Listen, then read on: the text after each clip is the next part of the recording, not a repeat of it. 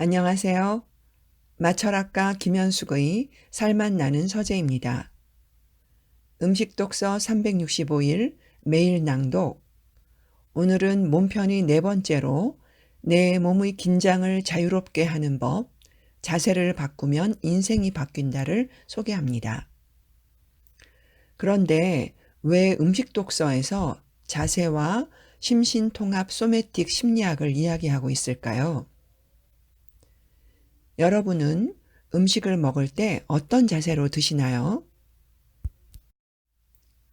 책을 읽을 때는 어떤 자세로 읽으시나요? 자세에 따라 기분이 달라지는 것을 느껴보신 적이 있으신가요? 저는 우리의 몸과 마음, 정신을 아우르는 전체적인 이해가 되어야 삶을 온전하고 조화롭게 살아갈 수 있다고 생각합니다. 이 책의 제목이 자세를 이야기하지만 사실은 자세를 교정하는 것이 초점이 아니고 삶의 방식에 대한 이야기입니다. 몸과 정신이 따로가 아니고 연결되어 있다는 것을 바탕으로 몸의 사용법을 이야기하고 있고, 알아차림과 자각을 통해 누구나 언제든지 실천할 수 있다고 합니다. 특히 음식과 독서를 통하여 풍요로운 삶을 살아가는데 꼭 필요한 몸의 반응과 변화를 알아차림, 그리고 지금 이 순간에 깨어있음에 큰 도움을 줄 수 있기 때문에 음식 독서의 몸편에 추천하게 되었습니다. 2011년 불교 상담학회지에 김세곤 박사가 소개한 소매틱 심리학의 의미를 살펴보면, 소매틱 심리학이란 용어는 한글로 직역하면 신체, 인체 또는 몸 심리학이라고 할 수 있는데요. 현재 미국과 유럽의 심리학계에서는 소매틱스라고 하는 용어를 사용하지 않고는 심리학이나 뇌과학을 논할 수 없을 정도라고 합니다. 저희 마철학의 원점인 도올 김용옥 선생의 중용 인간의 맛에서도 도올 선생은 자신의 몸 철학의 관점에서 중용을 현대적으로 해석하여 쉽게 풀어 이야기하고 있습니다. 이처럼 인간의 정신 심리 영역의 문제를 다루고 연구하는 데 있어서 다학문적, 융합적 접근 방식에 기초하여 신체를 중심으로 인간의 본질을 전체적으로 규명해 보려는 노력들이 최근에 들어 크게 성행하고 있다고 생각합니다. 이제 책의 내용 중 일부를 발췌하여 읽겠습니다. 자세에 대한 제 정의. 자세라는 것은 단순히 위치나 형태를 말하는 것이 아니다. 그것은 언제 어느 때고 주어지는 중력에 대한 우리 몸의 반응이라고 할 수 있다. 자연스러운 자세는 스스로 균형과 협응을 이루어내는 자세 반사라고 하는 타고난 반사 능력의 산물이며, 이는 어떠한 의식적인 관여 없이도 자연스럽게 만들어진다. 만일 당신이 잠시 균형을 잃게 된다면 당신의 자세 반사는 곧바로 당신의 몸을 원래의 위치로 되돌리려 한다. 이러한 반사는 전신에 걸쳐 여러 종류의 자극에 대해 자동적으로 작동하게끔 되어 있다. 그러나 불필요한 근육이 긴장이 생기면 이 반사작용을 방해하게 된다. 이런 긴장이 무의식적 자세 습관이라는 결과로 나타나게 되면 정해진 틀 내에서만 움직임이 허용된다. 그렇게 볼 때 자세에 대해 보다 정확하게 정의를 내리자면, 자세는 신체의 한 부분과 다른 여러 부분이 서로 관계를 맺고 있는 것이다. 이 상호 관계가 자유로우면 좋은 자세는 저절로 발현된다. 그러나 긴장으로 상호 관계가 경직되어 버리면 어쩔 수 없이 그 위치와 형태에 적응해 갈 수밖에 없게 된다. 다시 말해, 스스로 자유로워지면 올바른 자세는 그 어떠한 것을 하지 않아도 자동적으로 따라온다. 이것을 이루기 위해서 우리에게 필요한 것은 우리가 지니고 다니는 불필요하고 무의식적인 긴장을 놓아버리는 것이다. 자세에 대한 또 다른 정의가 있다. 자세는 자신의 내면에서 느끼는 것이 밖으로 표현된 것이다. 몸과 마음은 분리될 수 없는 것이므로 경직된 자세는 우리의 생각 또는 느낌에 영향을 주게 된다.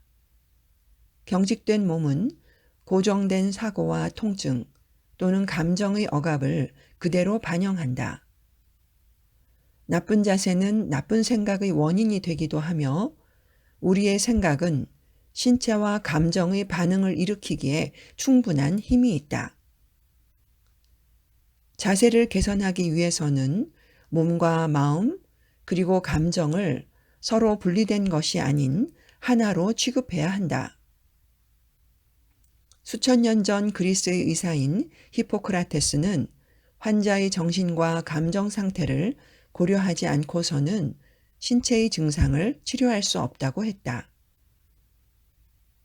하지만 오늘날에도 많은 사람이 자세를 개선하려 할 때 그저 신체적인 증상만을 고려할 뿐 정신과 감정 상태를 고려하지 않는다.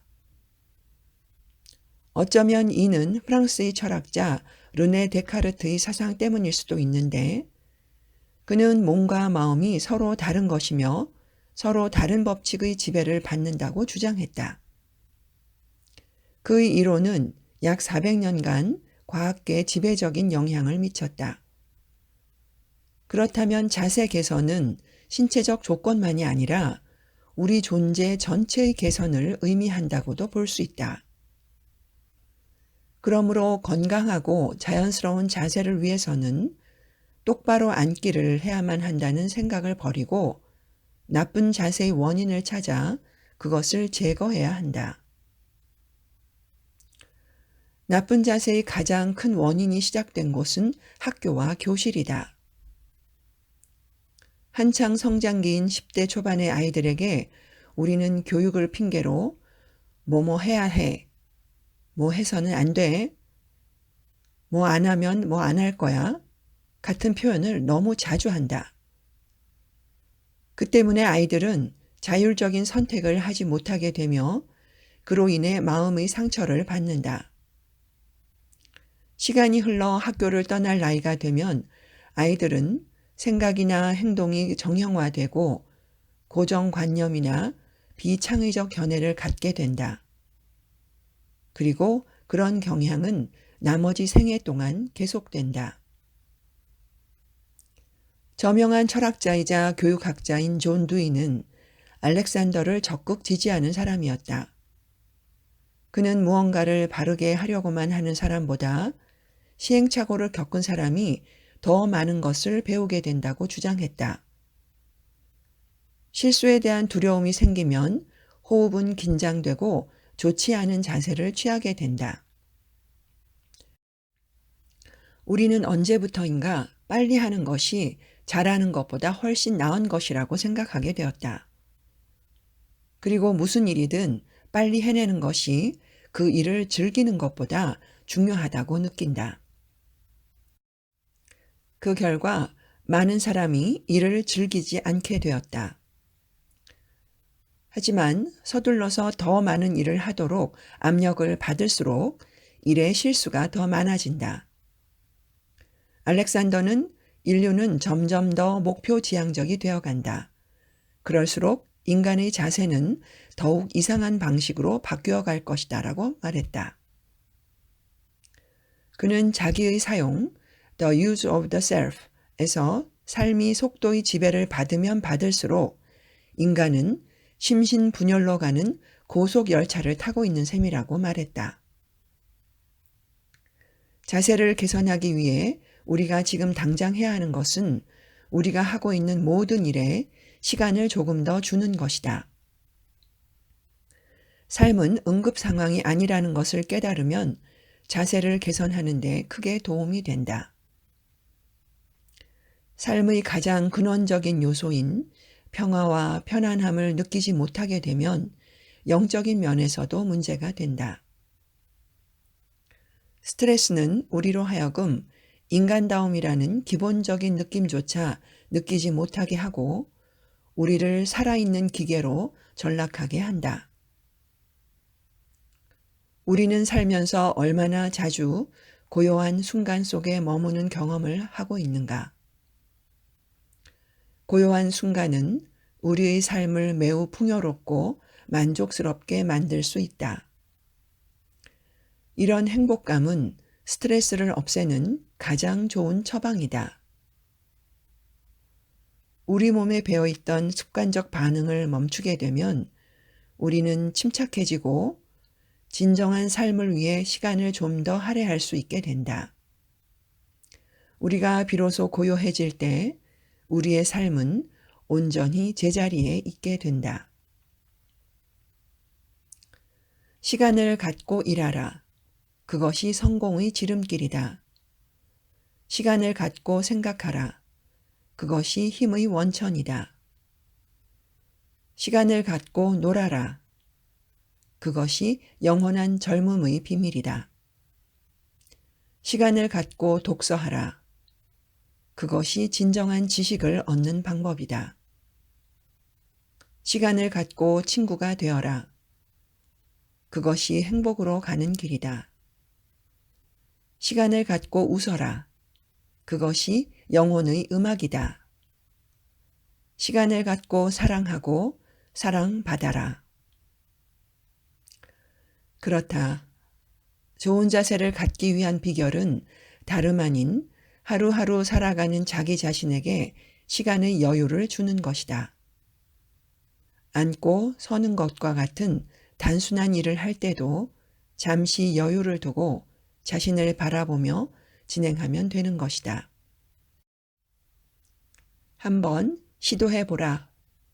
어느 순간 당신은 당신의 자세만 개선하는 것이 아니라 인생의 혁명이 일어나고 있음을 깨닫게 될 것이다. 네, 오늘은 여기까지 읽겠습니다. 오늘도 살맛 나는 세상, 몸, 맘, 맛, 멋, 암, 오방의 기쁨 가득 행복한 하루 되시기 진심으로 기원합니다. 감사합니다.